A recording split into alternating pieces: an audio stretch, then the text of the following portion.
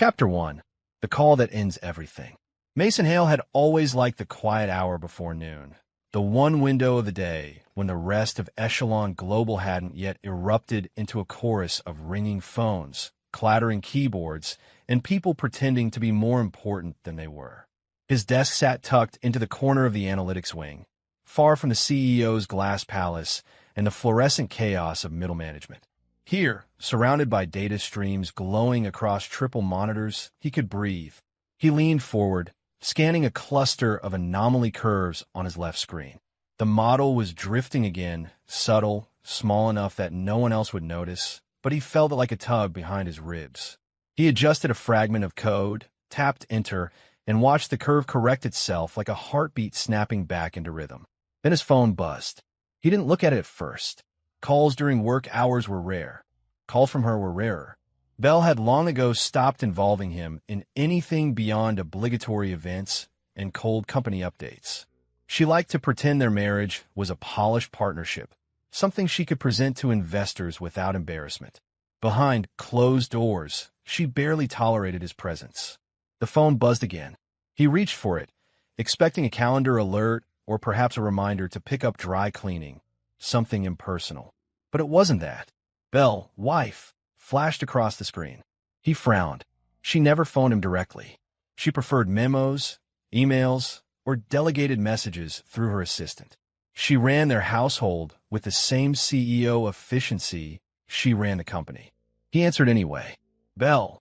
For a heartbeat. There was only the soft hum of the office around him. Then her voice slid through the speaker, smooth, controlled, and chillingly distant. Mason, she said. Good. You picked up. He sat back slowly. Something in her tone wasn't right. It was rehearsed. It was stiff, like she was reading from a script. What's going on? He asked. In the interest of efficiency, she began. I'll get straight to the point. That alone told him everything.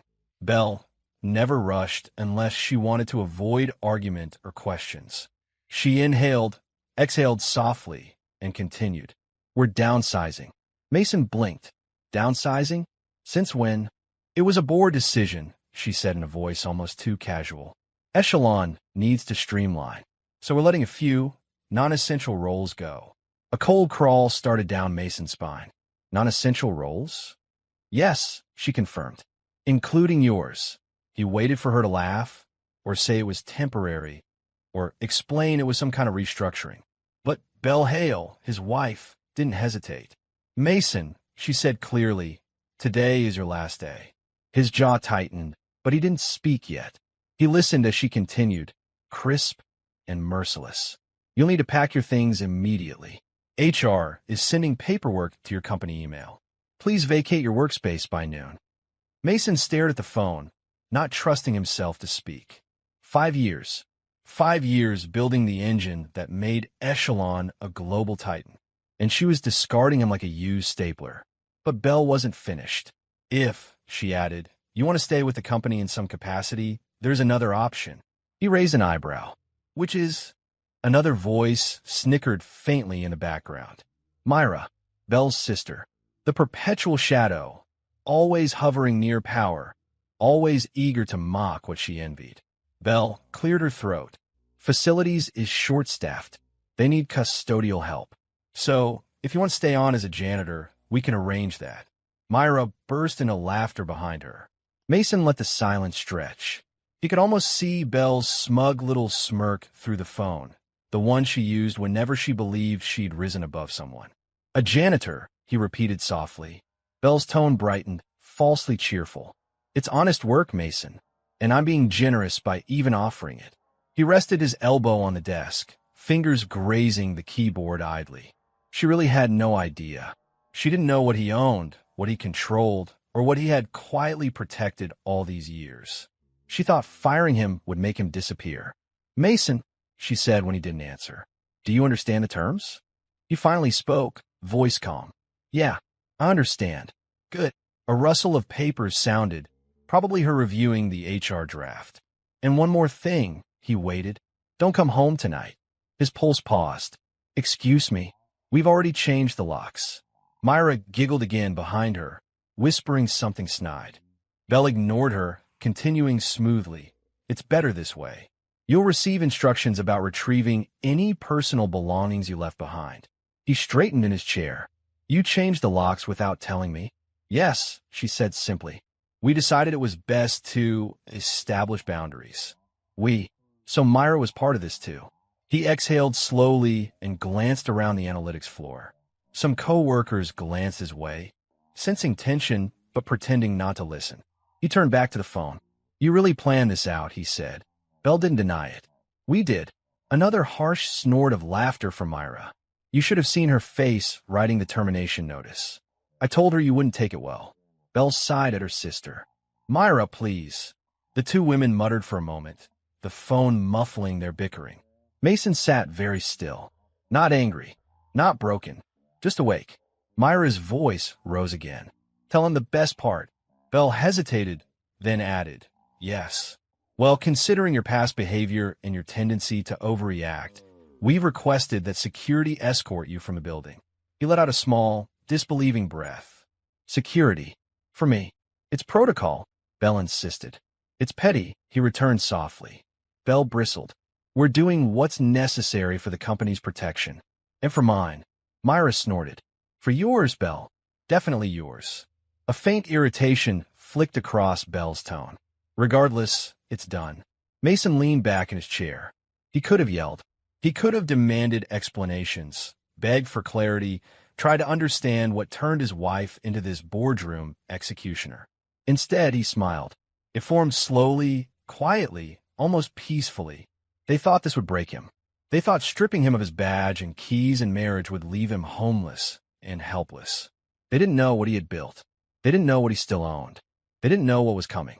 Well, Mason said, voice smooth, thank you. Belle paused, suspicious. For what? For the amazing offer, he said. Myra choked on her laughter. Belle stiffened. Mason didn't wait for her reaction. He ended the call. Chapter 2, The Asset They Never Owned. Mason didn't speak to anyone on his way out of Echelon Global. He didn't slam drawers, didn't storm through hallways, didn't even give the security guards Belle had called a second glance. The two of them stood awkwardly near the elevators.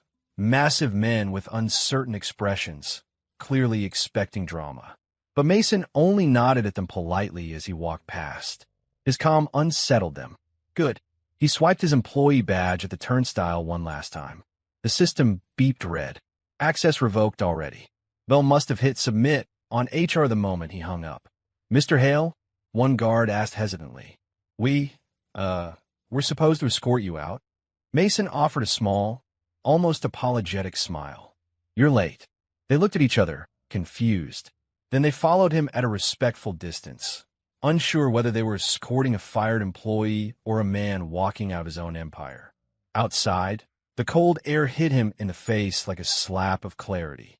The building rose behind him, steel, glass ambition. Belle's monument to her own ego. The logo he designed years ago flashed across the facade in crisp blue. Echelon Global. He didn't look back again. His car, a quiet, unremarkable gray sedan Belle used to complain looked too modest for a man in tech, sat waiting in the parking structure. He clicked the lock, slid in, and exhaled fully for the first time since the call. Home, he murmured to himself, but not the home Belle thought she'd locked him out of. He pulled out of the structure and drove without rush or panic. Traffic moved lazily through the city. Mason blended into it like mist. If someone had been watching, they'd assume he was just another tired mid-level employee on a Tuesday afternoon. No one would guess the man behind the wheel had built Echelon's beating heart. No one, including Belle, knew what else he had built. 40 minutes later, Mason turned down a quiet street lined with old brick warehouses and a handful of converted lofts. This area didn't match the polished persona Belle tried to force him into. That was the point. He parked beside a nondescript building whose windows were tinted from the inside. From his pocket, Mason pulled out a small metal key. Not a smart lock, not a fingerprint reader, an actual key with grooves and scratches, the kind that left no digital trace. He slid into the lock of Unit 302 and pushed the door open. The studio apartment swallowed him in a familiar hush. It smelled faintly of coffee soldering iron, and the colder scent of electronics cooling in the dark. A single wide window illuminated the space, exposed brick, shelves stacked with components, a mattress pushed against the wall, and the gentle hum of several machines resting in sleep mode. This wasn't a home. This was a lab, a sanctuary, a contingency plan. He shut the door behind him and locked it. Only then did he speak aloud. "Well," he murmured, "looks like it's finally time." He set his bag down and crossed the room, flicking on the overhead lights. The studio came alive, rows of monitors, wires snaking across the floor, whiteboards filled with formulas, and in the center of it all, the machine, the real engine. Echelon thought they owned it. Bell believed she commanded it. The board assumed it was tucked away on company servers. They were wrong. Mason approached the central workstation, a setup that made Echelon's data center look like a toy. He pressed the power button. Fans hummed. Light bloomed across the screens. He typed in his password and watched the interface unfold like a living thing. Aurora Engine, root access confirmed. The original predictive analytics system. The skeleton key to Echelon's success. The tool that had landed them government contracts, hedge fund retainers, corporate partnerships. The tool that elevated Bell to CEO.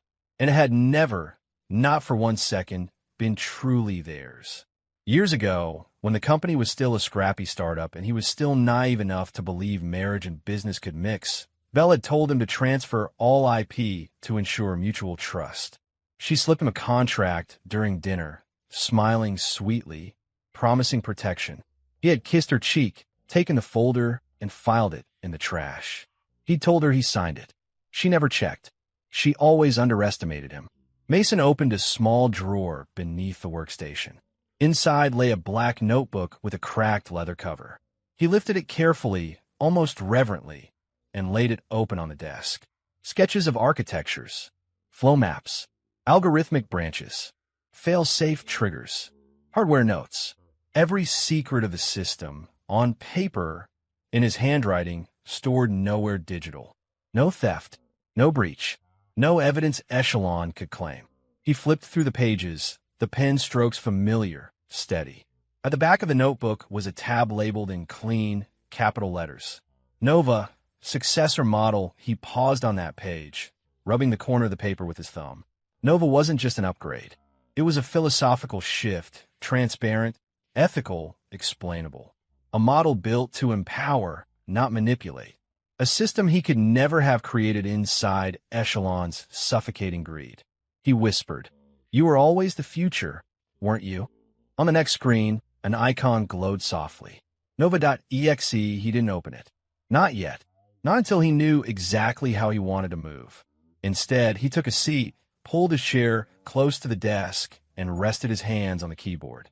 What next? He asked himself. It wasn't despair in his voice. It was calculation, possibility, freedom. He clicked open a blank notepad file and began typing, outlining steps, contingencies, timelines, the architecture of the next play. Not revenge, strategy. As he worked, the room filled with the comforting rhythm of keys tapping. Thoughts stabilized into plans. Plans sharpened into routes. Routes converged into purpose. The storm Bell thought she unleashed wasn't chaos. It was ignition. Hours didn't matter. Time blurred. Mason worked until the notepad filled with dozens of bullet points and labeled sections. He flipped to a clean page in his physical notebook and began sketching an expansion to Nova's modular framework.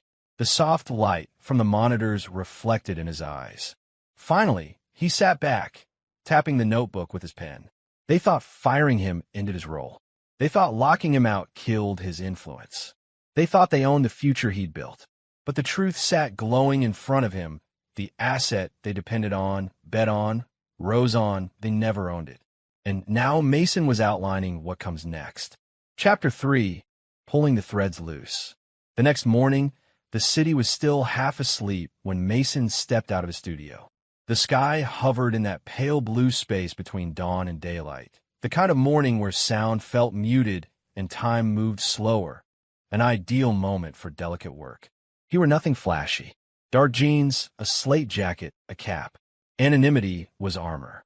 No one seeing him now would guess he'd once been the architect of Echelon's core. No one would imagine the mission he was on. He walked 3 blocks before hailing a rideshare. Using his own car would record the trip. He wasn't sloppy. He wasn't about to give Bell any reason to claim unauthorized access. The rideshare driver glanced at him in the mirror. "Quiet morning," the man said casually. "Perfect for thinking," Mason replied with a polite nod. 10 minutes later, the car pulled up on the east end of the Echelon complex, right where Mason needed to be. Employees typically entered through the grand front lobby, the one Bell used for her photo ops. Mason preferred a different route, a service corridor. Invisible, forgotten, useful. He stepped out and adjusted his cap, then walked toward the side of the building as if he belonged, as if this was simply another Tuesday morning in a life that hadn't been upended by his wife's betrayal.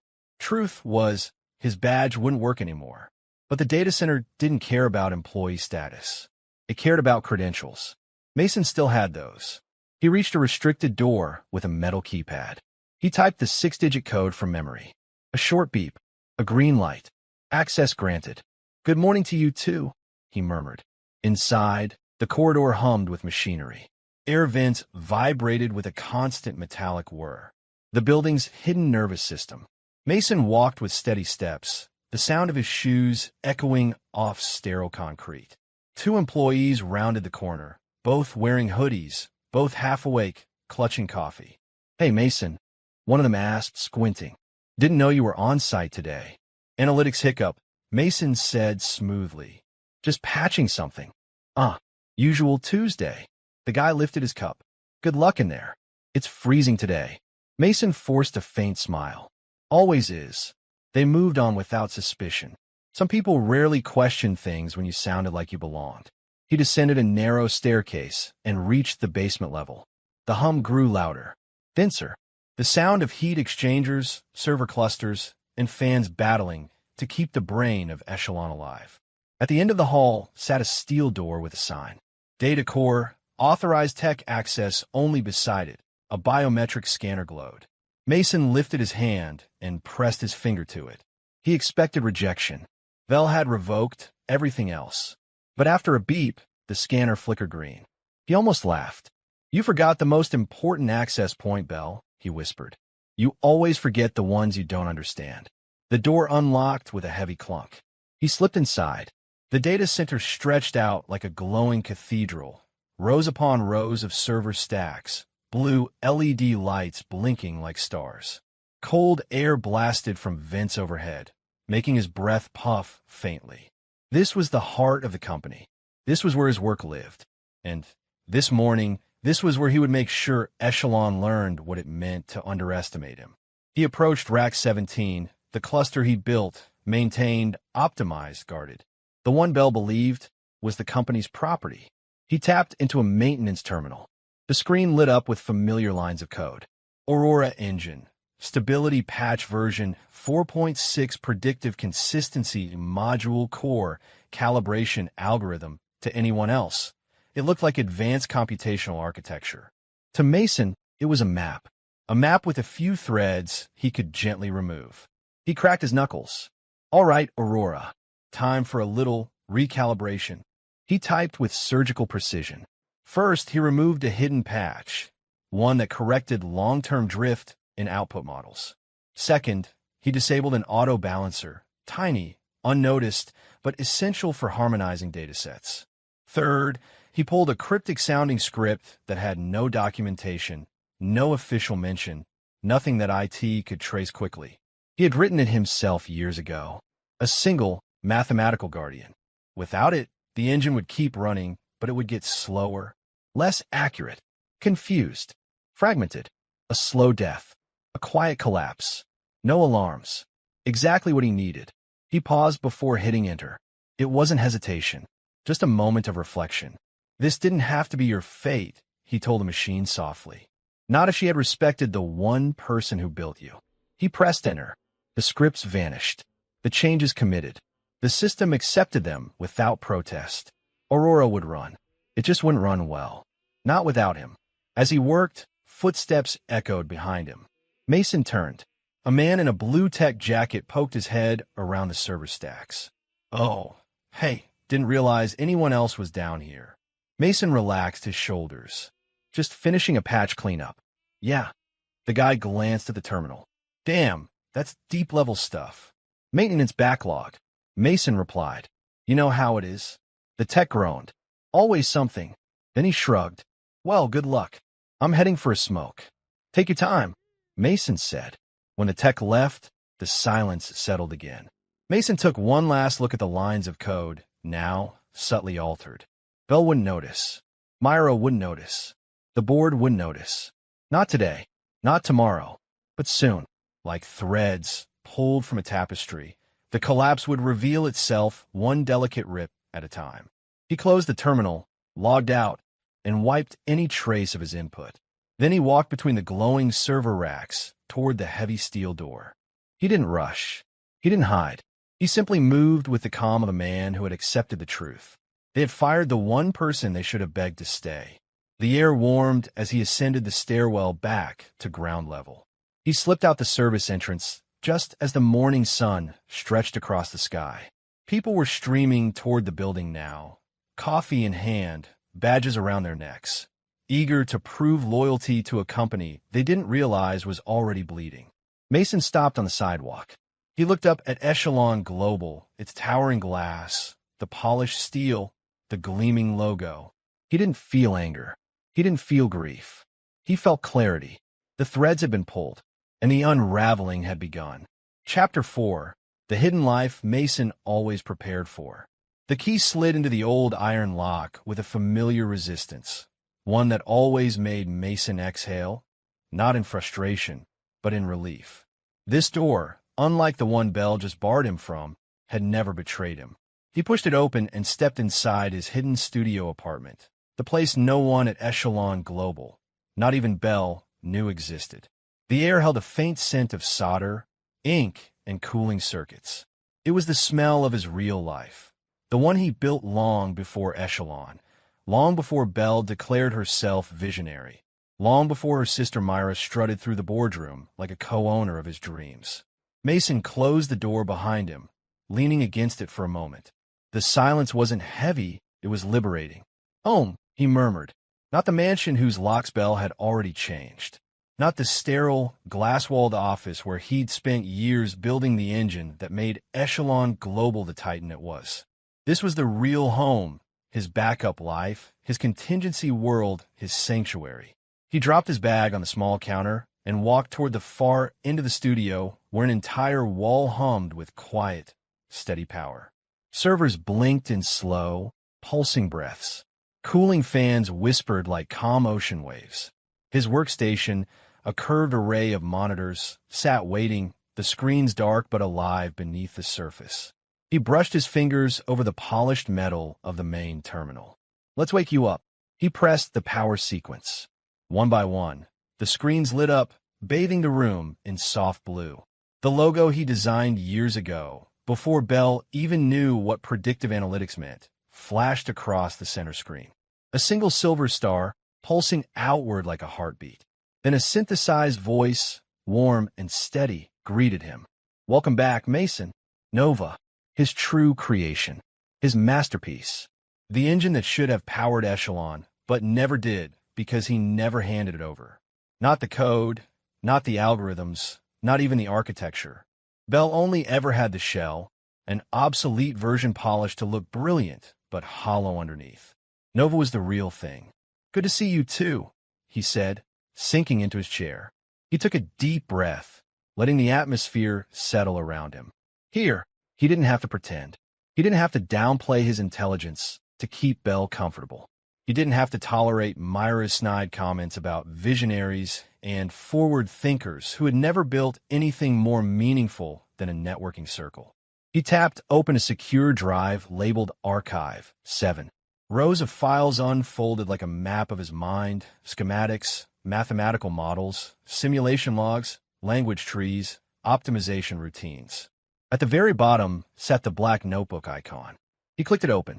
A scanned image of his real black notebook appeared, handwritten designs, diagrams, thoughts, every line drawn by him, every stroke a reminder of long nights and longer instincts. He reached into his bag and pulled the physical notebook out, flipping through it as the digital version mirrored his movements. Mistrust, he murmured. He paused on a page titled, Why I Need a Backup Life. He had written it 3 years ago, long before Belle began calling herself a self-made powerhouse in interviews. He read the bullet points aloud. Because brilliance gets exploited. Because success attracts opportunists. Because even the people closest to you eventually want ownership of what they didn't build. Because someone has to protect the engine. He closed the notebook and exhaled slowly. His intuition had been warning him for years. Belle's sudden obsession with public image. Her fixation on cutting him out of board meetings. The way Myra inserted herself into company decisions without having a single credential beyond being Belle's sister. The way they both started speaking like he was just another employee, not the architect of the entire empire. He wasn't paranoid. He was prepared. He slid the notebook aside and leaned forward, watching Nova's interface stabilize. Nova, he said, run a system integrity check. Integrity check initiated. Lines of code rushed across the screen. He leaned back, letting the tension uncoil from his shoulders. Here, in these 4 walls, he wasn't replaced. He wasn't downsized. He wasn't dismissed like an inconvenience. Here, he was the creator. The hum of the servers was almost soothing. The lights outside the apartment window flickered as the evening deepened. Mason stood, stretching his legs, and walked toward the kitchenette. He poured himself a glass of water, watching the condensation gather on the surface. His mind drifted, not to Belle firing him over speakerphone, not to Myra laughing in the background, but to the quiet, subconscious reasons he built this place. He remembered the day he signed the initial partnership contract with Belle. The lawyer had said, business and marriage don't mix cleanly. Mason thought loyalty would override that.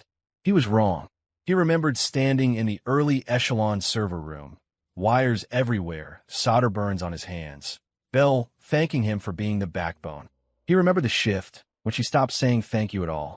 He took a sip of water, eyes drifting to the window. Autonomy, he murmured. That was the deeper truth. It wasn't just distrust, it was the need for something that belonged entirely to him. Something no corporate board could seize, no opportunist could dilute, no spouse could claim. Nova chimed. Integrity check complete. All systems optimal. Good, Mason said, returning to the desk. We've got work to do. He opened his contacts list, his real one. Not the corporate Rolodex, not the networking connections Belle constantly bragged about. These are the people who knew him before success, before money, before titles. The professors who respected his mind. The engineers who admired his precision. The entrepreneurs who saw his solutions as revolutionary, not something to plaster on a press release. He hovered over the first name. Dr. Hale, a man who once said, "You're 20 years ahead of the industry, Mason. Don't let anyone convince you otherwise." Mason clicked open a message window. Let's start rebuilding, he whispered. But he didn't type anything yet. Instead, he let the room settle again. The quiet hum, the pulse of Nova's interface, the faint thrum of electricity running through the walls. This life, the hidden one, wasn't an escape. It was the foundation he always knew he would return to. He set his notebook beside the keyboard, straightened his shoulders, and opened a blank planning grid on the screen. Lines snapped into place as he began outlining the first phase. A clear strategy, a clean slate, a quiet beginning built on absolute control. He wasn't reacting to what Belle did. He was simply resuming what he had always planned. And as Nova's interface glowed steadily in front of him, Mason felt the first real calm he'd had in years. He began to type. Chapter 5, The Man Who Sees Him Clearly. Mason stared at the name on his monitor for a long moment before pressing call. Alton Morrow, not a man you contacted casually, not unless you had something worth his time. And Mason did. He always had. It was Belle and her ego-driven board who never saw it. The call rang twice. Then a crisp, confident voice answered. Mason Clark, I'll be damned. I thought you'd gone full ghost on the industry. Not gone, Mason replied. Just repositioned. A low chuckle. Repositioned? Bell finally pushed you out. Mason paused. Something like that. Good. Alton said without hesitation. You were wasting your talent there. Mason blinked, surprised at the bluntness. Most people danced around Bell's name like it was a sacred brand. But Alton Morrow was not most people. He was one of the few who saw through corporate theatrics. Can we meet? Mason asked. Already clearing my afternoon, Alton said. Where? Mason gave an address, not the Echelon Tower, not his old home, not anywhere Bell monitored. Instead, a quiet rooftop lounge 2 blocks from his hidden studio. I'll be there in 20, Alton said. And Mason, yeah. Bring something worth blowing up my schedule. Mason almost smiled. Trust me, I will. The rooftop lounge was half empty, wide open to the late afternoon sky. Warm light spilled across polished tables and glass railings. Mason arrived early and took a seat in the corner, where he could see every entrance. Alton Morrow arrived exactly on time, tall, silver-haired but sharp-eyed, wearing a charcoal suit that probably cost more than Mason's car. His stride held the easy confidence of a man who didn't need to introduce himself. His reputation did that for him. He spotted Mason immediately. Well, hell, Alton said, pulling out a chair. You look like a man who finally dropped a weight he didn't realize he was carrying. Mason exhaled. Something like that. A waiter approached. Alton waved him off. Give us a minute. Then he leaned in, elbows on the table, gaze cutting through everything.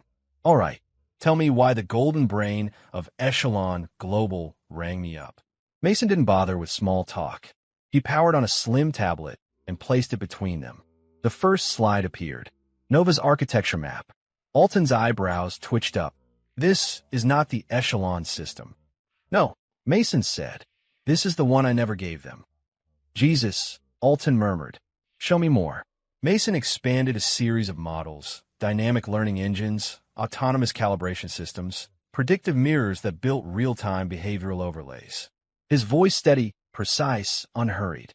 This was the language he spoke fluently, the one Bell always pretended to understand but never actually did. Alton watched in complete silence, leaning forward, absorbing every detail. When Mason finished, he sat back, letting the data speak for itself. Alton exhaled slowly. Mason, this is revolutionary. It works, Mason replied simply. I've built prototypes. Nova is already operational.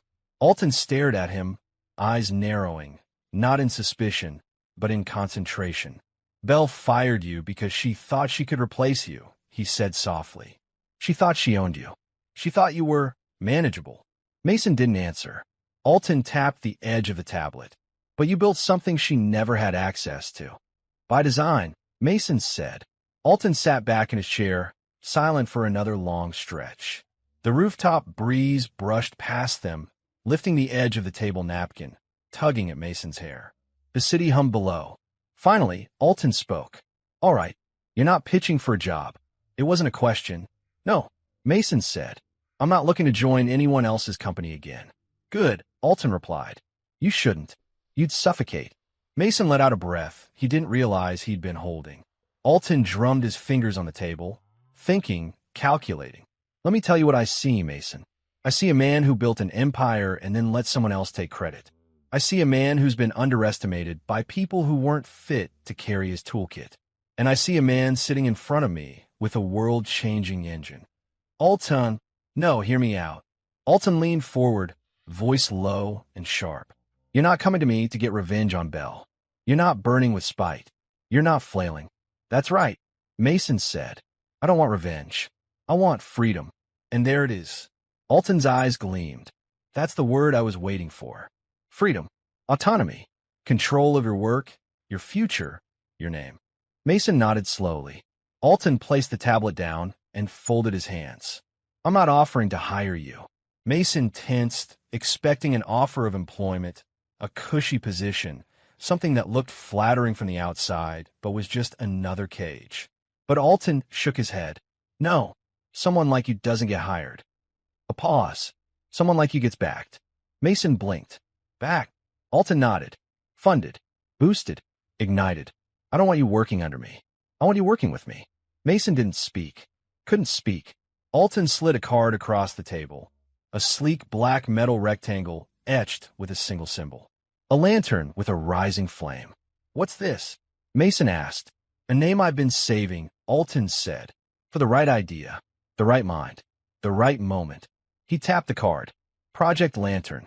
Mason lifted it, feeling the weight of the metal, feeling something else, something he hadn't felt in years, settle into his chest. Possibility, direction, a clean horizon. Alton continued. This would be your venture, your product, your vision. I'll provide capital, contacts, infrastructure. You provide the brilliance. Mason frowned slightly. You're making this sound too simple. Oh, it's not simple, Alton said with a dry laugh. It's risky, expensive, and it'll piss off all the wrong people, which is exactly why I'm interested. Mason couldn't help it, he smiled. Alton pointed at him. There, that look. I knew it. You're not beaten, Mason. You're unshackled. Mason inhaled deeply, the city air filling his lungs. For the first time since Bell's call, he felt aligned with himself again. Think it over if you must, Alton said, standing. But I already know your answer. Mason raised an eyebrow. Do you? Absolutely. Alton placed his hand on the table, firm, confident. Men like you don't crawl back.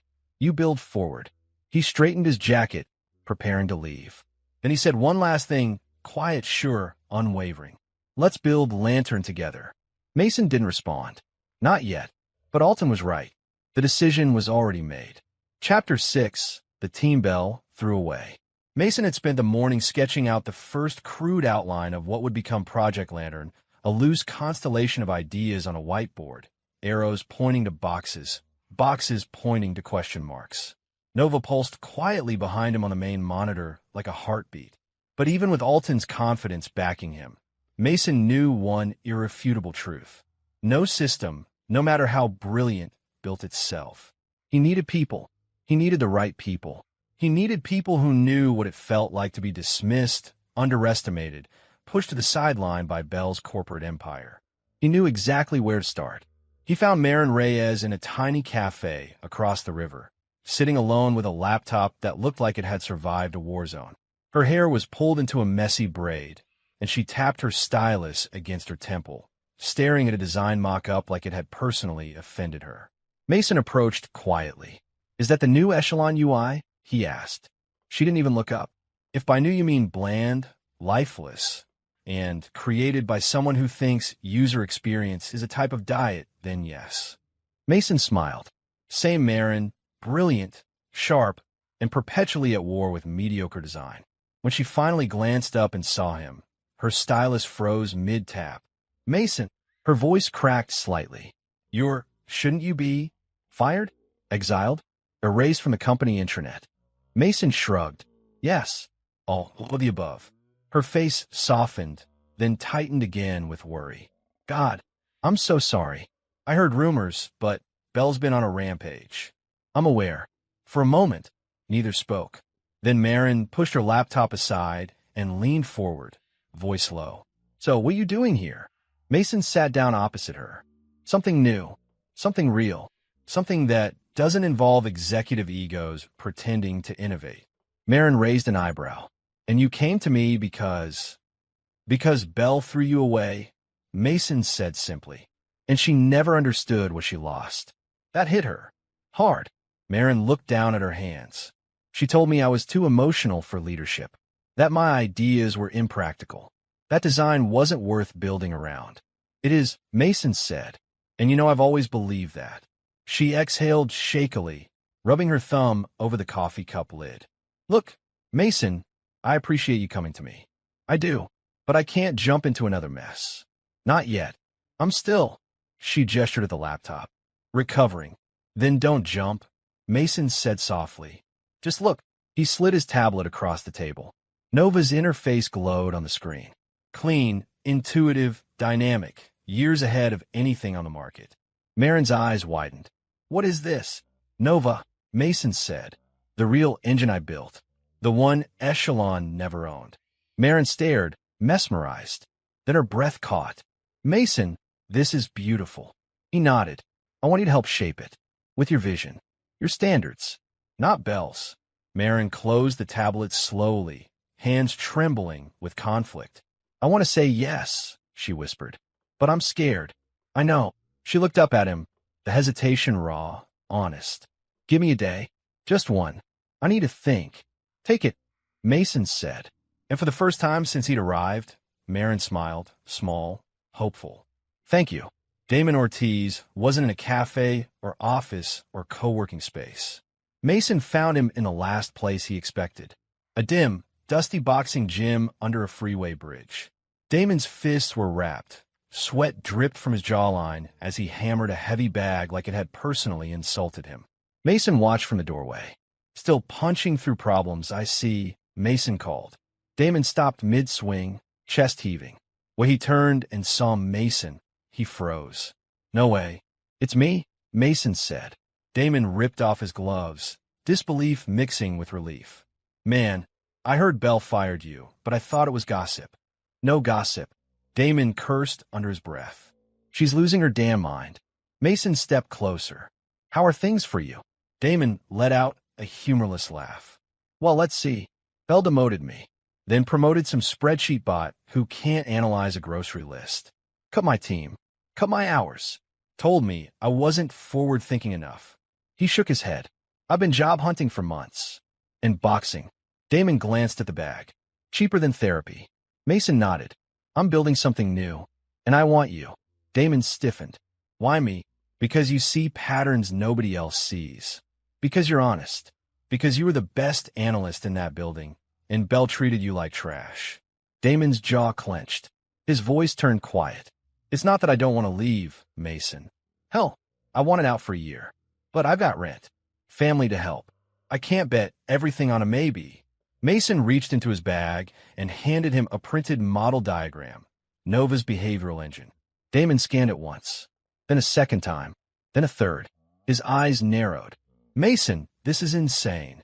Good insane, Mason said. This thing learns on its own? Yes.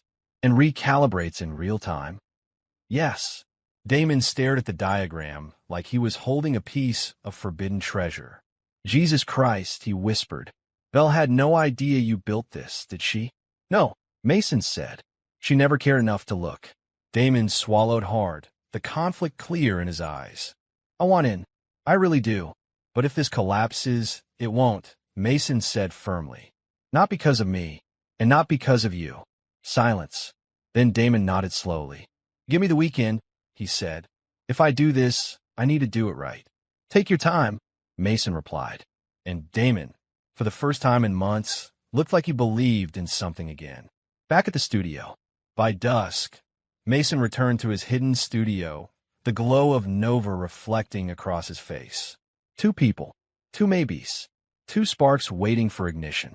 He sat at his desk and opened his black notebook, the one containing every algorithm, every secret, every plan Belle never owned.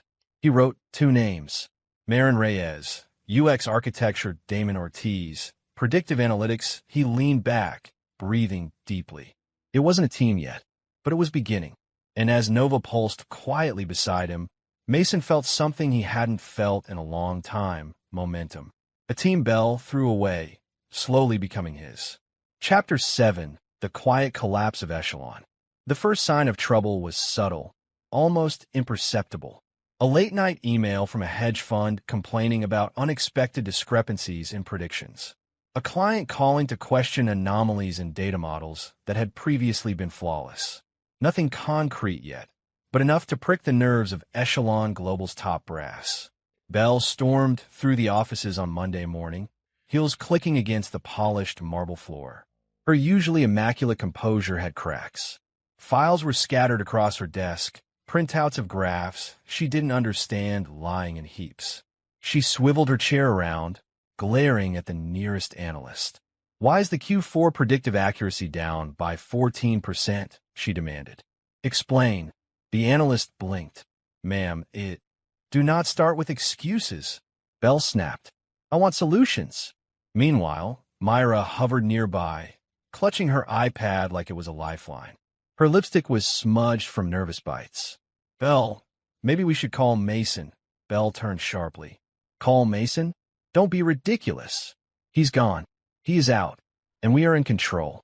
We are the visionaries here. Her voice cracked slightly as she tried to mask panic with authority. Across the building, murmurs began to spread. Managers whispered behind closed doors. Teams huddled over data terminals, comparing models that just yesterday had been dependable. Clients were sending polite but urgent inquiries. The quiet dissatisfaction was spreading faster than Belle could command a fire drill. The first firing happened mid-morning. An analyst in the predictive modeling team was escorted out by security. Belle claimed a performance review, though it was more a desperate attempt to demonstrate control. Rumors leaked almost immediately. Social media picked up threads from anonymous employees. Myra's voice trembled as she approached Belle's office. Belle, maybe we should address the board before it escalates. They've noticed some discrepancies too. Belle waved her hand dismissively. The board always notices. That's their job. Our job is to act like nothing is wrong. She stood abruptly, pacing. We'll replace anyone who can't keep up. Anyone. Start firing. Random. Send a message. Meanwhile, the predictive engine's errors were quietly compounding. Without the core patches Mason had removed, Aurora, or rather, Echelon's version of it, was straining. The discrepancies were subtle at first. Small miscalculations in trend forecasts, minor deviations in client models. But those small ripples quickly became waves. Stock projections were slightly off. Risk assessments misaligned. Hedge fund clients noticed before anyone else. At the corporate cafe, whispers filled the air. Did you see the Q4 report? One junior analyst said, lowering his voice. I ran it 3 times and got completely different outcomes each time. Something's wrong. Don't panic, another replied, though his face betrayed the opposite. But I think Mason might have had a hand in this. The words hung like smoke in the room. By late afternoon, panic had seeped into upper management. Belle convened a board meeting, trying to project confidence. But the tension was palpable. Graphs showing declining accuracy blinked ominously on screens. Executives muttered, flipping through reports, searching for someone to blame. No one dared suggest Mason, not openly. But the void he left loomed larger than any of them wanted to admit. Belle's voice was sharp as she waved a finger. We need accountability. If your department failed, you're gone. Immediately, a mid-level manager protested softly, citing system anomalies, but Belle cut him off. No excuses. I want results, not talk. Start pruning. The room grew tense. Employees avoided eye contact. The fear was thick enough to taste. Myra fidgeted nervously, shoving papers into folders and dropping a few in her haste. Belle, the clients, the board, we can't keep doing this, she whispered. Belle's reply was almost theatrical. We can. We must. This is leadership. Her words rang hollow even to herself. She slammed her fist on the table, sending pens and charts clattering. I am in control. We are in control. Nothing can go wrong under me. But outside the glass walls of the boardroom, the quiet collapse continued. Clients were calling. Emails piled up. Discrepancies grew more glaring. No one in the building knew why.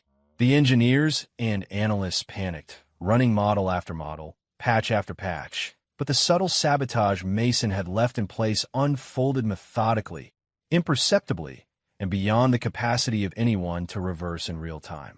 From his hidden studio, Mason watched the chaos unfold through public dashboards, client forums, and news snippets. He didn't smile. He didn't gloat. Instead, he felt something strange, a bittersweet tug in his chest. Echelon was failing, yes, but it could have been different. It could have thrived if Belle had respected what he'd built, if she had understood the systems rather than treating them as tools for ego projection. A quiet sadness settled over him. This wasn't revenge in the traditional sense. He wasn't cheering for misfortune. He understood the brilliance that could have existed here had leadership been competent and ethical. That potential had been wasted, discarded in the pursuit of personal ambition and vanity. He leaned back in his chair, fingers interlaced behind his head. Nova's interface blinked softly beside him, a calm, steady contrast to the storms rippling through Echelon. The difference was stark. One system built on trust, precision, and care, the other crumbling under neglect and arrogance. Through the city skyline, Mason glimpsed Echelon's headquarters, the glass tower shining in the setting sun. Inside, panic and confusion reigned, staff scrambling, managers firing, Myra panicking beside Belle. A once great company, now spiraling quietly, almost invisibly. And in that moment, Mason understood something crucial. Control was never about chaos or vengeance. It was about vision, foresight, and respect for what you create. Belle had none of that. Myra had none of that. And the company's collapse, quiet and unstoppable, was simply the inevitable outcome of that failure. Mason took a deep breath, listening to the faint hum of Nova in his studio. No celebration, no exultation, only the quiet knowledge that the world he had built, the work he had nurtured, was still alive, still capable, still true to its purpose. As the evening deepened, public forums began buzzing with speculation. Clients whispered. Analysts grew anxious. Belle's fury intensified behind the closed doors of her office. Myra's panic became more obvious. The board started asking pointed questions, nervously flipping through reports. Echelon's foundation, once solid, now trembled under the strain of missing expertise, missing integrity, and missing foresight. Mason leaned back in his chair, gazing at the city lights. There was no triumph in watching the quiet collapse. Only clarity. The threads had been pulled. The unraveling had begun. Chapter 8, The Investor Summit. The lobby of the Summit Hotel was already buzzing when Mason and Alton arrived. Glass doors swung open, revealing a polished atrium filled with investors, analysts, journalists, and a faint scent of expensive coffee and leather-bound portfolios. The air hummed with anticipation, the kind of nervous electricity that only appeared before major financial announcements. Alton strode beside him, calm and unshakable, the picture of a man accustomed to controlling rooms and reading people before they even spoke. Mason followed, deliberately composed, as if the waves of anticipation around him couldn't touch his core. "Relax," Alton whispered as they passed the registration desk. "You know this. You built it. They just don't realize it yet." "I know," Mason replied, adjusting the cuff of his jacket. His eyes scanned the crowd, not in arrogance, but in calculated observation. Every subtle gesture, every nervous glance, every whispered aside was a piece of data, just like Nova would analyze. They reached the private conference hall. The velvet ropes and gold-trimmed doors led into a space that could easily hold 1,000 people, though today it only needed to hold a few hundred of the most powerful investors in the country. The staff greeted Alton with respect, Mason with polite curiosity. Few knew who he was. Fewer still realized he held the keys to the future they were about to witness. "Here's the stage," Alton murmured. "Take a breath. Walk out, own it. Nova speaks for itself." Mason nodded. He stepped onto the polished wooden floor of the stage, the bright lights warming his face. Screens stretched across the room, ready to project his presentation. He could hear the quiet hum of chatter in the audience, the low murmur of investment portfolios and egos colliding. He activated Nova. Instantly, the interface lit up on the massive screen behind him. A sleek, dynamic system of real-time predictive analytics. Lines of data moved seamlessly, updating, calibrating, learning. Nova was more than a program. It was a living algorithm. "Good afternoon," Mason began, voice steady and calm, projecting not just words but presence. "Thank you all for taking the time to be here today. What I'm about to show you is not just technology. It's the evolution of predictive intelligence, built on ethics, transparency, and precision." Investors leaned forward in their seats. A few murmured, skeptical but intrigued. Mason continued, clicking through live demonstrations. Nova recalibrated financial forecasts in seconds, optimizing predictions with an elegance that made existing systems look primitive. He showed ethical decision layers, risk mitigations, bias detection, and a transparent audit trail. One investor whispered to another, "Is this actually real?" Mason smiled faintly, without breaking composure. "It's very real." He paused, letting the screens display a series of live simulations. Market fluctuations, investment strategies, even disaster modeling. Nova adjusted instantaneously, highlighting optimal outcomes while maintaining full ethical compliance. He walked closer to the audience, gesturing with calm authority. Most predictive systems prioritize results over responsibility. They exploit data, optimize profit at all costs. Nova does not. Nova balances precision with integrity, accuracy with transparency. It is designed to adapt, to learn, and to provide insight that is both actionable and ethically sound. A prominent venture capitalist raised a hand. "And you're telling us this has been operational for how long?" Mason's gaze remained unwavering. "Operational and testing for months. Fully functional in its live form for weeks. Every projection you're seeing is based on real-time data, processed through algorithms I designed from the ground up." Alton, seated just to Mason's side, gave him a subtle nod of approval. Mason took a breath, letting the room absorb it. The investors were no longer polite. They were curious, calculating, ready to act. He transitioned seamlessly, demonstrating Nova's adaptability to complex scenarios, merging market insights, behavioral analytics, and risk assessment models. He showed simulations where traditional engines failed catastrophically, while Nova recalculated and corrected in real time. A wave of quiet astonishment moved through the audience. Some investors leaned back, eyes wide. Others whispered rapidly into tablets and phones. Mason remained composed, confident, hands resting lightly on the podium. Every gesture was measured, every glance intentional. "Ladies and gentlemen," Mason concluded, "Nova is not just a system. It is a platform for ethical, intelligent decision-making at scale. It is designed to evolve with the challenges of the modern market, and it is ready for implementation today." The room remained silent for a heartbeat. Then the first applause broke out, tentative, then growing steadily into a chorus. Investors exchanged looks, some reaching for tablets to commit funds. One woman rose, speaking quickly into her phone. "Yes, I want in. Send the legal framework." Alton leaned in, voice low but audible. "See? I told you." Mason's eyes swept the room. Not a single investor looked unconvinced. Some nodded, some scribbled notes, some whispered urgently to colleagues. The current of approval was palpable. Commitments, tentative at first, began to flow. Mason could see it, read it like data in Nova's interface. Pledges of capital, partnership inquiries, immediate interest in pilot programs. He remained composed, letting the power of the system and the clarity of his vision do the work. No theatrics, no ego, just control, confidence, and a quietly undeniable brilliance. Even Alton, the veteran, leaned back, visibly impressed. "They're eating out of your hand," he murmured. Mason allowed himself a brief nod, a faint acknowledgement of the truth. They were. Every investor in that room now understood that this wasn't just another predictive tool. This was the future. This was Nova.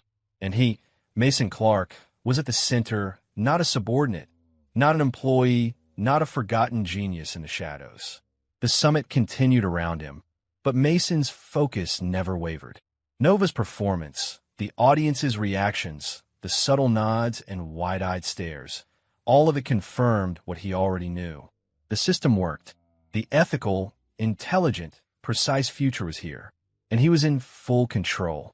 The first of many commitments blinked on the projection screen. A substantial sum from a major hedge fund. A second followed from a technology venture consortium. A third arrived almost immediately from an international investor, drawn in by the system's sophistication and Mason's credibility.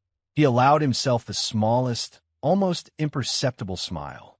Not for revenge, not for vindication, but because the culmination of years of work, of planning, patience, and unshakable vision was finally manifesting exactly as it should. Chapter 9, Bell bursts in. The room was silent except for the faint hum of Nova's interface and the occasional keystroke from Mason's team. Every screen in the summit hall glowed with dynamic projections, live data, predictive models, and the real-time recalibrations that made Nova unlike anything the investors had ever seen. Mason had reached the climax of his presentation, walking through a complex market simulation that demonstrated Nova's ethical decision layers and precision forecasting. Alton Morrow sat beside him, leaning back slightly, his arms crossed, exuding the calm confidence of a man who knew the future was about to shift. Mason's voice carried effortlessly, measured and calm, each sentence purposeful. And as you can see, Mason said, clicking to the final simulation, Nova doesn't just predict, it learns, adapts, and respects boundaries. It operates on a level of transparency and integrity that is unmatched.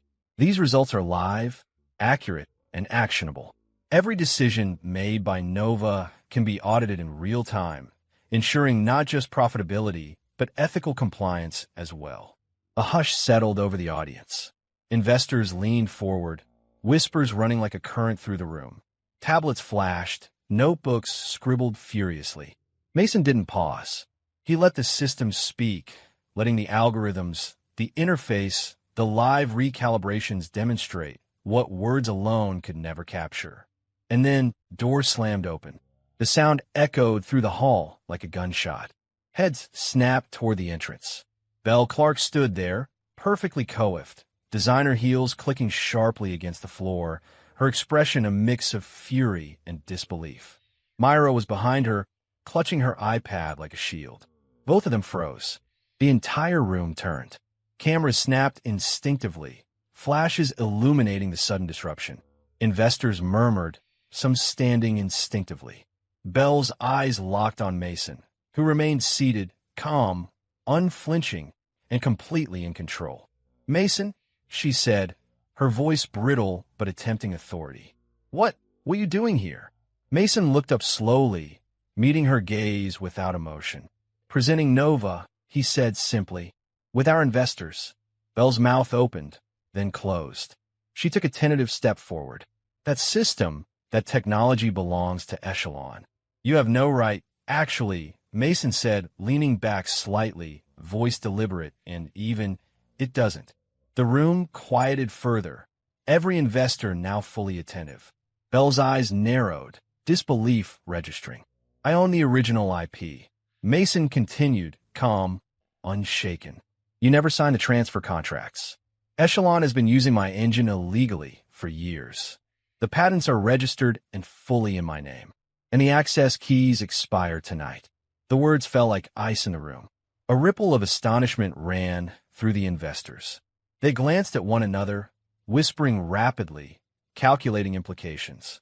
Myra shifted nervously, glancing at Belle, then at Mason. Belle's posture faltered slightly. She swallowed, attempting to regain control. That's impossible," Belle stammered, though her voice wavered under the weight of reality.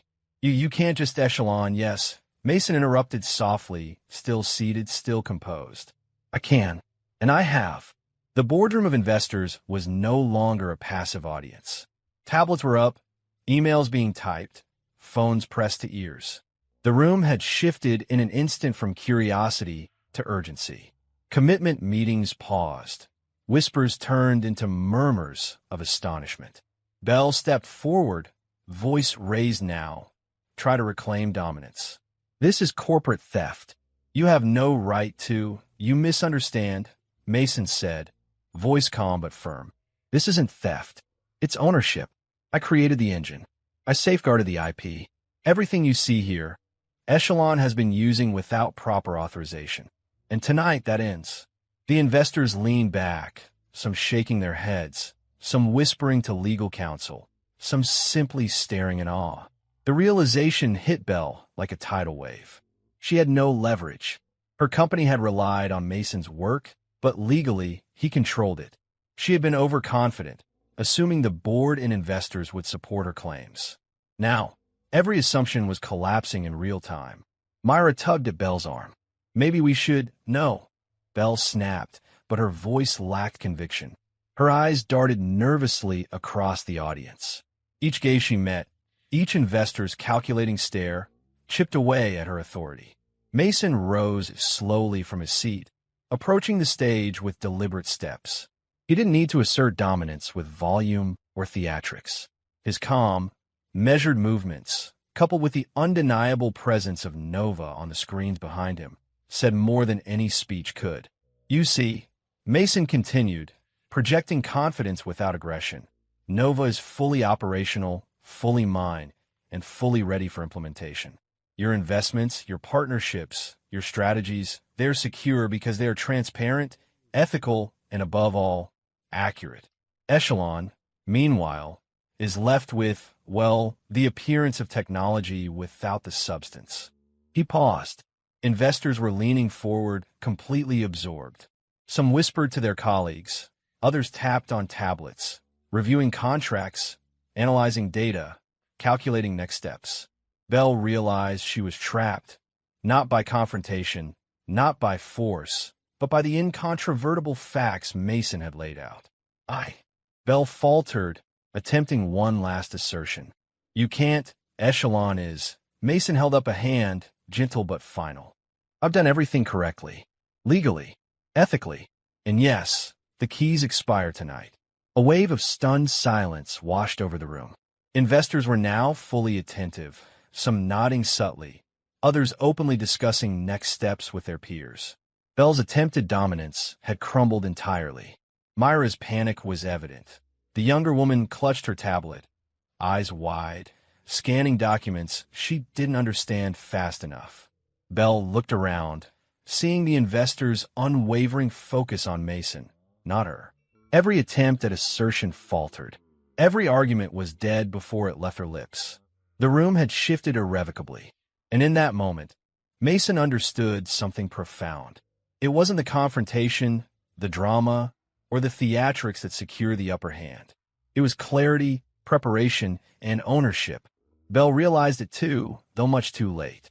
She had nothing to leverage, nothing to negotiate, no authority to assert. Only the stark, undeniable truth. She had miscalculated completely. The investors turned fully to Mason, anticipation and approval in their eyes. Belle's lips parted, the words dying in her throat. Myra looked on helplessly, caught between panic and disbelief. Chapter 10, The $500 million Twist. The summit hall was tense, thick with anticipation. Investors buzzed quietly among themselves, tablets and phones in hand, occasionally glancing toward Mason as he stood confidently near the center of the room. Nova's interface projected across the massive screens behind him, its flowing algorithms and live recalibrations mesmerizing everyone present. The system's brilliance was undeniable. Belle, still attempting to assert control despite her previous humiliation, had regained a tenuous composure. She stood at the side of the room, arms crossed, pacing slightly, whispering to Myra. "She's going to try to stop him before the deal closes." Mason observed silently to Alton, who was seated calmly in the front row. "She thinks she still has time." Alton's lips curved into a faint smile. "She doesn't. Not anymore." Mason took a slow, deliberate breath, letting the subtle murmurs in the room settle. Investors leaned forward, their eyes trained on him, waiting for the next move. Mason had already walked them through Nova's ethical architecture, its predictive accuracy, and the live simulations. Commitments had begun to flow. Phones were buzzing. Contracts were being reviewed. The momentum was unstoppable. Belle, oblivious to the depth of the preparation, finally stepped forward, her heels clicking sharply against the polished floor. "Mason," she began, trying to sound authoritative, though the tremor in her voice betrayed her panic. "You don't understand what you're doing. This technology, Nova, is property of Echelon. You can't."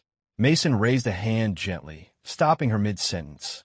He turned to face the room fully, not to Belle, but to the audience. Investors immediately followed his gaze. His voice, calm, steady, commanding, filled the room. "Ladies and gentlemen," Mason said, "there's something important I need to clarify." He paused, letting the attention of every investor settle on him.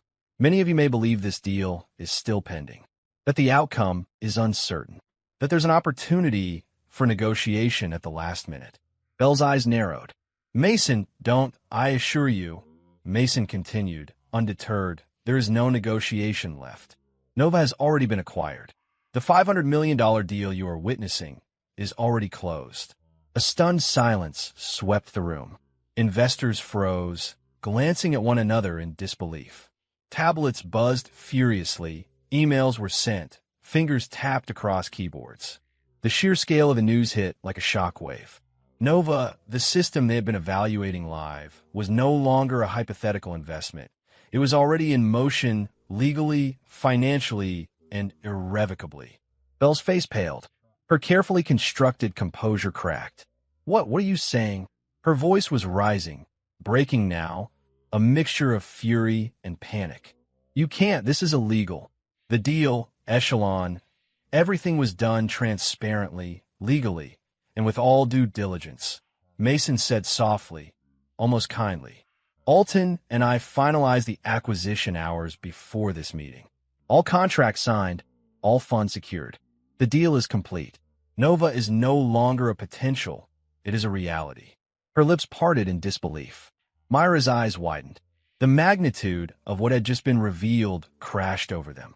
Belle had imagined she could intervene at the last moment, perhaps insert herself into the negotiations, perhaps regain control, perhaps salvage a fragment of leverage. Instead, the reality was cruel and undeniable. She had already lost everything. Murmurs grew in the hall. Investors whispered to one another, murmuring confirmations and congratulations. Some stood, tapping their devices, reviewing legal confirmations. The magnitude of the acquisition, $500 million, was staggering. Belle's hands trembled at her sides. She took a hesitant step forward, almost instinctively reaching for a laptop on the podium, as if she could undo the transaction with a single keystroke. Myra tried to intervene, placing a hand on her sister's arm. No, stop, Myra whispered, but Belle's gaze was locked on Mason. Her voice cracked, loud and frantic. This isn't over. Echelon owns the contracts. You can't just... Mason's expression remained calm, unshaken, controlled. He didn't raise his voice. He didn't step toward her. Instead, he let the room, the evidence, and the law speak. Echelon has no ownership over Nova. I retain the original IP. All patents are registered in my name. The access keys expire tonight. The legal framework for this acquisition is airtight. This deal is final. Investors' eyes widened as they registered the implications. Every whisper in the room shifted from speculation to astonishment. Emails pinged as confirmations were sent. Phones rang as executives confirmed wire transfers. The weight of $500 million had already shifted, and it was no longer within Belle's grasp to influence it. Belle staggered slightly, catching herself on the edge of the table. Her carefully cultivated image, the one she had relied on for years, the authority she had wielded over Echelon, crumbled visibly. Myra's face mirrored her own panic, both realizing the full scope of the disaster before them. Alton, seated near Mason, allowed a small, satisfied nod. He leaned toward Mason and whispered just loud enough for him to hear. She's realized she's already lost. Mason exhaled quietly. He did not smile. He did not gloat. There was no vindication in watching Belle face the consequences. There was only the clarity of truth. Preparation, foresight, and integrity had won. The room buzzed, the investors alive with energy, reviewing the final contracts, discussing integration strategies, and planning next steps. Nova's acquisition was complete. Mason's vision, execution, and patience had secured it. Belle's eyes darted around, desperately searching for any loophole, any leverage, any way to reclaim control. But it wasn't there. Every document, every investor, every legal detail confirmed the same harsh truth. She had been outmaneuvered completely, and the $500 million she thought she might intercept had already slipped through her fingers. Her lips trembled. Her hands shook. Myra's small voice attempted to reach her sister, but Belle could not hear it. The room was no longer hers. The deal was no longer hers. The reputation she had spent years cultivating was now in ruins before her very eyes. Mason watched quietly from the front of the room, letting the weight of the moment settle over Belle, Myra, and the assembled investors. Nova's interface pulsed behind him, calm, precise, and unwavering, like its creator. Chapter 11, The Call That Comes Too Late. The city was quiet that night, unusually still for a metropolis that never truly slept. Mason sat in his studio, the glow of Nova reflecting softly on his face, casting gentle shadows across the walls stacked with black notebooks and schematics. The hum of servers filled the room, a calm, steady rhythm, almost like a heartbeat. Everything was in place. The deal was closed. Nova was acquired. The investors were satisfied. The future he had envisioned was already unfolding. Then his phone rang. The screen displayed Belle's name. Mason's thumb hovered over the answer button for a moment longer than necessary. He could have ignored it. Part of him wanted to, but he didn't. He pressed the green icon. Hello. Mason. Belle's voice cracked instantly, brittle and small, unlike the commanding, sharp tone he had heard all these years. It was a sound he barely recognized. Panic, regret, and exhaustion all laced her words. Mason, please, she hesitated, as though the right words were impossible to find. I lost myself. I got carried away with ambition, with fear, and I didn't see what I was doing. I didn't see me. I didn't see us. Mason listened quietly, letting her voice tumble over him. He didn't speak immediately. There was no rush, no need to fill the silence. He let her unpack the weight she had been carrying, the shame she had never admitted, the mistakes she had refused to confront until now. I thought I could control it all, Belle continued, voice trembling. The company, the tech, even you. I thought I was smart enough, clever enough to manage everything. But I wasn't. Mason, her words caught in a sob. Mason leaned back in his chair, hands clasped lightly in front of him. He didn't interrupt. He didn't need to. Her guilt and despair were already speaking louder than any argument she could make. What would it take, she whispered finally, almost desperately, to undo this? To fix it? To make things right? Mason's voice was calm, even gentle. He chose his words carefully. Belle, nothing. It's already done. There was a pause on the line. He could hear her inhale sharply, as if the weight of those words was physically pressing down on her. Nothing, she repeated, disbelief edged with desperation. You mean it's too late? He nodded, though she couldn't see him. Yes, it's too late. Silence fell again. Belle's breathing came in shaky gasps, and Mason could almost hear the realization building inside her, the understanding that she had no control, no leverage, no way to reverse what had already happened. I didn't mean for it to end like this, she whispered finally, voice breaking entirely. I thought if I worked harder, if I stayed in control, I could keep it all. Keep you. Keep Echelon. Keep everything. Mason remained silent, letting her speak, letting the raw honesty spill over. He didn't need to scold her. He didn't need to gloat. There was no pleasure in this moment, no triumph. Only clarity. You lost, he said softly. Not angrily, not harshly, simply, plainly, because you forgot the most important part, integrity, foresight, respect for what you didn't create. You can't control what you didn't build. You can't claim what you didn't earn. Her voice wavered. Mason, do you hate me? He shook his head, even though she couldn't see. No, I don't hate you. He could feel her shift in the silence on the other end of the line, listening intently, hoping for something else, some vindication, some mercy. I pity you. That's all. For what you've lost, for what you've never understood, and for the person you thought you could be but weren't willing to become. There was a long pause. Then she whispered, almost to herself, I can't fix any of it, can I? No, Mason said gently. You can't. The line went quiet for a moment. He could hear the faint tremor of her breath, the soft metallic click of a lock of her hair brushing her cheek. And then nothing. She had no more words, no more defenses, no more attempts to regain control. The truth had hit her fully and completely. The company, the deal, the reputation, Even the future she had imagined for herself, all gone. Mason lowered his phone slightly, resting it lightly against his ear. He didn't hang up immediately. He didn't need to. There was no further confrontation necessary. No additional explanations required. She had understood. That realization was sufficient. "Goodbye, Belle," he said softly, almost tenderly. Not bitter, not triumphant, just final. Belle's voice cracked again, a single, quiet sigh over the line. Then the connection ended. The line went dead. Mason held the phone for a moment, letting the silence envelop him, letting the hum of Nova fill the room once more. He didn't celebrate. There was no gloating, no satisfaction, only a quiet sense of completion. Everything he had worked for, every safeguard, every plan, every patient, precise step he had taken, it had led to this moment. He had protected what he had created, and he had done so without malice. He placed the phone gently on the desk, leaning back in his chair. Nova pulsed quietly beside him, alive, vigilant, and unwavering. Mason allowed himself a slow breath, the tension of the past months finally easing from his shoulders.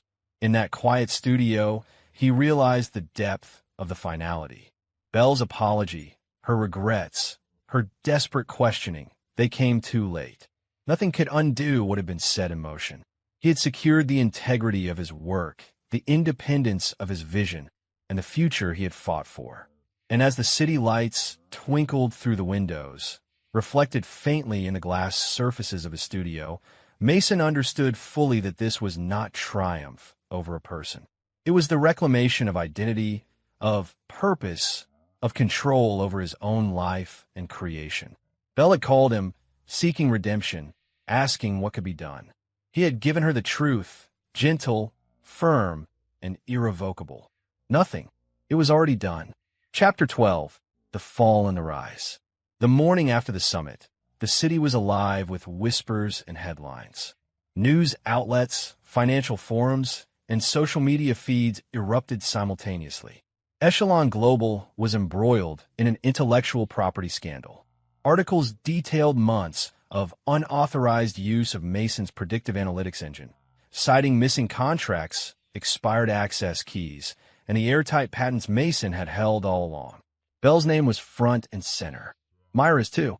Every mention painted a picture of arrogance, recklessness, and hubris. Investors, clients, and board members scrambled. Phone calls rang incessantly. Emails flooded inboxes. The once pristine image of Echelon Global cracked like fragile glass under the weight of undeniable truth. Inside Echelon's towering headquarters, chaos had replaced the usual corporate precision. Belle and Myra were summoned to an emergency board meeting. They entered the glass-walled conference room, heels clicking against the polished marble, their faces masks of composure attempting to hide panic. But the board did not wait for theatrics. Belle, Myra, the chair of the board said, voice cold and controlled, "It has come to our attention that Echelon has been operating using intellectual property without authorization. The evidence is irrefutable. Contracts were never signed. Patents are in another party's name. Access keys have expired. Your continued presence as executives is untenable." Belle's lips pressed into a thin line. We can explain. You will not." Another board member interjected sharply. "This is not up for discussion. Effective immediately, you are relieved of all duties. Security will escort you from the premises." Belle's eyes darted to Myra, who looked on pale and trembling. This is absurd," Belle hissed, her voice shaking. "I built this company." The board remained silent. Their faces were unmoved, their authority absolute. Belle's protests fell flat, powerless against the weight of evidence. Security arrived, uniforms crisp, expressions neutral. Without a word, they moved toward the sisters. Belle's voice rose one final time, desperate. "You can't just—" But the officers were firm. Myra clutched her tablet like a shield as they escorted them down the gleaming halls. The staff watched silently. Some stared in disbelief. Others whispered quietly among themselves. Cameras in the building's corridors captured the moment. Belle and Myra leaving not with triumph, but with the quiet defeat of those who had underestimated the consequences of their own actions. Outside, a few of the remaining executives murmured to one another, contemplating damage control and client reassurance. Echelon was wounded, its reputation fractured, its leadership gone. Meanwhile, Mason was far away in his studio. He didn't watch the chaos unfold with a sense of victory. He didn't smile or revel in the downfall of those who had wronged him. Instead, he leaned back in his chair and exhaled slowly, letting the silence of his workspace surround him. The hum of Nova was a calm constant, a reminder of purpose preserved and vision realized. He turned to Alton, who had been quietly coordinating with investors throughout the aftermath. "It's done," Mason said softly. Not triumphantly, not maliciously, just matter of fact. Alton nodded, leaning back in his chair. "It is. And now you rebuild." And rebuild he did. Project Lantern became Mason's new reality. Gone were the layers of corporate politics, the stifling hierarchies, the endless compromises. He assembled a team of loyal, talented individuals. Marin, Damon, and others who had believed in integrity, innovation, and transparency long before Mason's name became widely known. Together, they began building an open, collaborative environment where ideas could thrive unrestrained. Mason worked tirelessly to secure retroactive licensing agreements, ensuring that all previous legal entanglements were resolved cleanly. Every step was meticulous, every detail checked, every contract reviewed. By doing so, he reclaimed what had been taken, not with malice, but with precision and professionalism. He also regained his home, a sanctuary that Bell had once tried to control. Walking through the familiar rooms, Mason felt a profound sense of ownership, not just of property, but of life, of choices, of freedom. Each room, each corner, each personal touch reflected years of thought, care, and work. For the first time in a long time, the space felt fully his.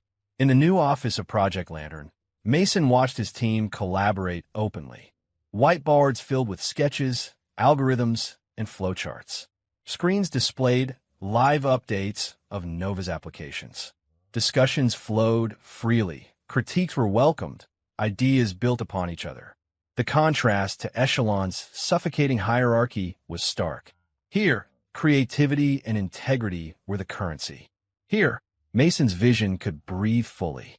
He paused for a moment, stepping to a window that looked out over the city skyline. The city lights reflected in the glass, bright and alive, and he felt the quiet thrill of possibility. Every past injustice, every betrayal, every obstacle had been a lesson, a preparation for this moment. Returning to his desk, Mason opened a new notebook, a fresh black leather cover, empty pages waiting to be filled. He began writing the roadmap for Nova 2.0. Every algorithm, every protocol, every enhancement planned meticulously. This was not about revenge, not about proving a point. It was about reclamation. It was about creating something enduring, something ethical, something wholly his. Marin walked by, glancing at the pages. "This is ambitious," she said, smiling. Mason looked up, returning a calm, focused gaze. "It has to be. The world deserves more than just prediction. It deserves insight, fairness, and truth." Damon leaned on the doorway, observing Nova running simulations across multiple sectors. "You're building more than technology," he remarked. "You're building trust." Mason nodded. The hum of the servers filled the room, steady and assuring, as if echoing the rhythm of his regained life. He placed his pen down briefly, observing the team moving fluidly, discussing strategy, debating, iterating. The energy was alive, organic, real. He picked up the pen again, tracing precise lines, jotting notes, outlining enhancements, and mapping out future capabilities. Every stroke reaffirmed his autonomy, his purpose, and his reclaimed narrative. He was no longer defined by what Bell had tried to take from him. For the first time in years, Mason felt the depth of being fully himself. Free from manipulation, free from pretense, free from control that was never rightfully anyone else's. He was the author of his own life again. Outside, the city moved on unaware of the quiet triumph in Mason's office. But inside, within the walls of Project Lantern, something profound was happening. The rise of integrity, the restoration of vision, and the enduring truth that success was not about revenge. It was about reclaiming one's identity. Mason's eyes rested on the last line of his outline for Nova 2.0. He leaned back, pen finally still, and allowed himself a moment of calm. The journey had been long, treacherous, and deeply personal, but it had led him here to clarity, autonomy, and a life built entirely on his own terms.